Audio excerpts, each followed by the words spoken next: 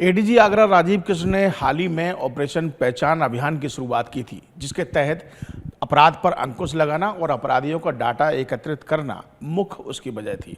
इसमें तमाम बेहतर नतीजे सामने आए, लेकिन अब इस ऑपरेशन के दौरान दो अन्य चीज़ों को भी जोड़ा जा रहा है, जो कि महिला बीट से संबंधित है और एंटी रोमियो स्क्वाड से संबंधित है। इससे महिला संबंधी शिकायतों को तुरंत सुनवाई भी होगी, साथ ही साथ जो महिला बीट अधिकारी होगी वो मौके पर पहुंचकर वहां पर महिलाओं की शिकायत सुन सकेंगी। इसके अलावा अगर हम एंटी रोमियो स्क्वाड की बात करेंगे तो उनकी जिम्मेदारी भी तय की गई है कि कहां कहां उनको रहना है और किस प्रकार वो काम कराएं। ये सब एक ऐप के माध्यम से होगा, जिसकी शुरुआत ऑपरेशन पहचान के नाम को लेकर एडीजी राजीव कृष्ण ने की थी। सर, आपसे बात कर लेते हैं सीधे सीधे। ये जो आपने ऑपरेशन पहचान की शुरुआत की, सबसे पहले तो इसके कैसे बेहतर नतीजे सामने आए और अब इसमें क्या कुछ तब्दीली आपने की?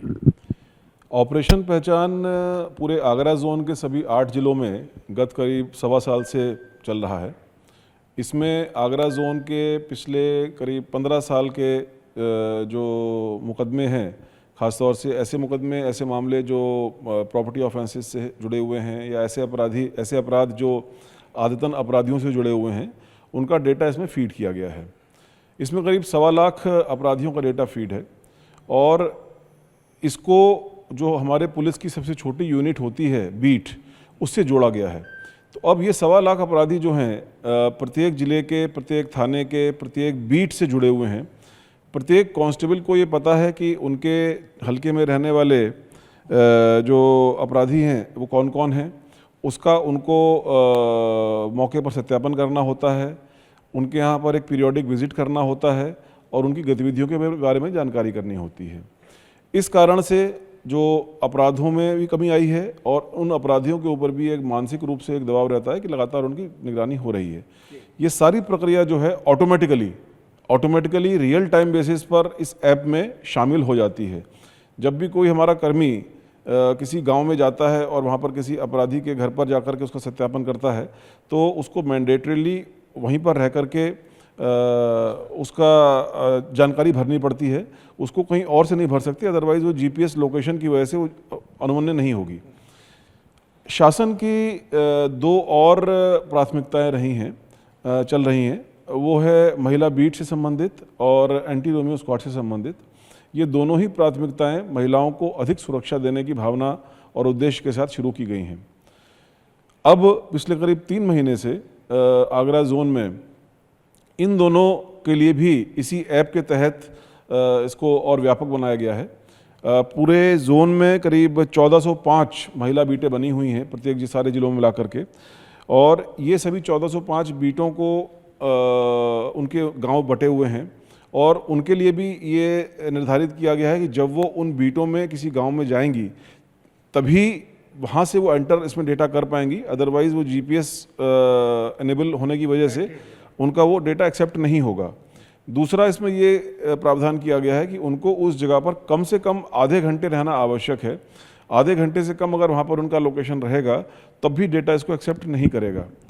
वहाँ पर जाकर के जो शासन की तरफ से और डीजी मुख्यालय की तरफ से निर्देश हैं कि उनको महिला सुरक्षा के बारे में शिक्षित करना, उनकी अगर कोई परेशानी है, उनकी शिकायतें हैं, उनकी कंप्लेंट्स लेना, उन कंप्लेंट्स पर जांच करके जो उचित कार्रवाई है वो करना, और इस प्रकार के जितने भी मामले हैं जिसमें महिलाओं को सशक्त बनाया जा सके, बच्चियों के संबंध में कोई वहाँ पर छेड़खानी के अपराध अगर हो रहा हो तो उसके बारे में जानकारी प्राप्त किया जा सके, तो इन सब को भी इसमें शामिल किया गया है। जाहिर सी बात है कि आधे घंटे का वक्त वो जब हम बताएंगे तो अपनी मन की बात जो पीड़ित महिला है वो कह सकती है। सर, दूसरा आपने बताया कि एंटी रोमियो स्क्वाड, इसके तहत क्या कुछ?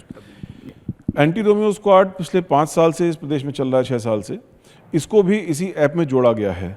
पूरे जोन में करीब 159 एंटी रोमियो स्क्वाड प्रचलित हैं, जो हर एक थाने में एक होते हैं।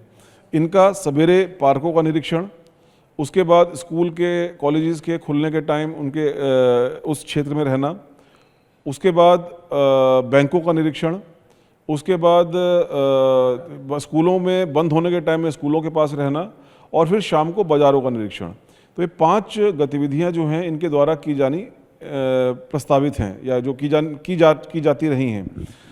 इन 5 गतिविधियों को भी इस ऐप के माध्यम से उसकी मॉनिटरिंग कर दी गई है। तो अब प्रत्येक बीट कब मॉर्निंग में अपने पार्कों में जा रही है वो सारी डेटा इसमें फीड कर दिया गया है। जितने बैंक्स उनके क्षेत्र में पड़ते हैं उन बैंक्स में विजिट करना, उन बैंक्स में सीसीटीवी लगे हैं कि नहीं लगे हैं, उनमें लॉकर्स हैं कि नहीं हैं, आसपास कोई अपराधी या कोई संदिग्ध व्यक्ति खड़े हुए हैं कि नहीं खड़े हुए हैं।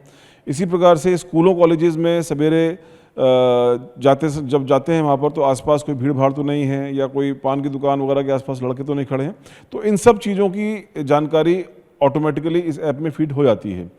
और इस ऐप के माध्यम से, क्योंकि पिछले करीब 3-4 महीने से चल रहा है, तो सबसे बड़ी बात ये निकल कर आई है कि कुछ लड़के या कुछ व्यक्ति ऐसे हैं जिनका अलग अलग स्कूलों में लगातार स्कूलों के खुलने के टाइम या बंद होने के टाइम वहाँ पर उपस्थित रहने की बात सामने आई है। उनके खिलाफ जो उपयुक्त कार्रवाई है वो की जा रही है। तो एक हमको एक बड़ा अच्छा क्वालिटी ऑफ डेटा मिल गया है कि ऐसे कौन से व्यक्ति हैं जो सवेरे पार्क में घूमते समय या स्कूलों के खुलते बंद होते समय लड़कियों के साथ छेड़खानी करने की संभावना इनकी है। कार्रवाई तुरंत की तुरंत की जाए। इसकी एक ऑथेंटिक जानकारी सामने आ रही है और इस ऑथेंटिक जानकारी के माध्यम से उनके खिलाफ प्रभावी कार्रवाई हो रही है। तो इसके बड़े अच्छे परिणाम सामने आए हैं। जो हमारे नागरिक हैं, हमारी महिलाएं हैं, बच्चियां हैं, वो ज़्यादा सुरक्षित महसूस कर रही हैं। मेरे पास कई सारे इस चीज़ के फीडबैक भी आए हैं, ट्विटर पर भी लोगों ने इस चीज़ को बताया है। और जो हमारे कर्मी हैं उनके काम की मॉनिटरिंग और उनकी जवाबदेही भी इससे अच्छी तरह से तय हो पा रही है। बहुत बहुत धन्यवाद। और जैसा कि एडीजी राजीव कृष्ण हमको बता रहे थे कि किस तरीके से ऑपरेशन पहचान की ये ऐप काम कर रही है। सबसे बड़ी बात कि अपराध के लिए अगर इसको रामबाण कहा जाए तो कम नहीं होगा। वीडियो जर्नलिस्ट मनोज के साथ आगरा से विनीत दुबे, न्यूज़ 18 उत्तर प्रदेश।